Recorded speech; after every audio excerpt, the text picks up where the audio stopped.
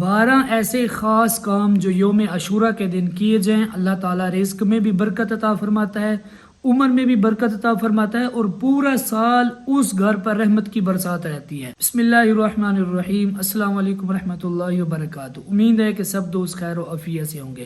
10 محرم الحرام کو ایسے 12 کام جو 10 محرم الحرام کو کیے جائیں، اللہ تعالیٰ ان 12 کام کی برکت سے رزق میں بھی برکت عطا فرماتا ہے، عمر میں بھی برکت عطا فرماتا ہے۔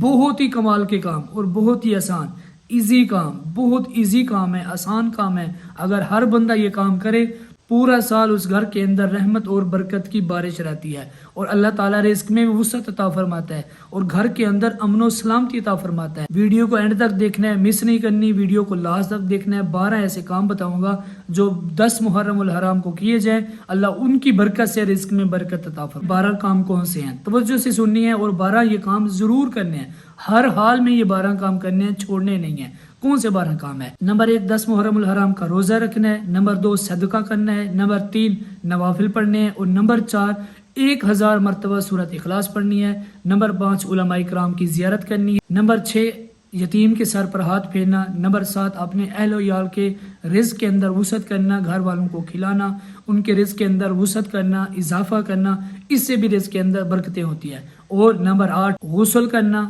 اور نمبر 9 سرما لگانا، نمبر 10 ناخن تراشنا، نمبر 11 مریضوں کی عیادت کرنا، اور نمبر 12 وہ لوگ جو آپ سے ناراض ہوں، جو خفا ہوں، جو آپ کے اہل و عیال میں سے، عزیز و اقارب میں سے، ان کے ساتھ ملاپ کرنا، صلح کرنا۔ یہ 12 وہ کام ہیں جو بندہ کرے گا 10 محرم الحرام کو، انشاءاللہ ان کی برکت سے اللہ رزق میں بھی برکت، عمر میں بھی برکت، اور پورا سال گھر کے اندر امن و سلامتی عطا فرمائے گا۔ امید ہے کہ ویڈیو اچھی لگی ہوگی، اچھی لگی ہو ویڈیو کو لائک کرنا ہے، کمنٹ کرنا ہے، اور اسے آگے دوستوں تک شیئر بھی کرنا ہے۔ جزاکم اللہ خیر۔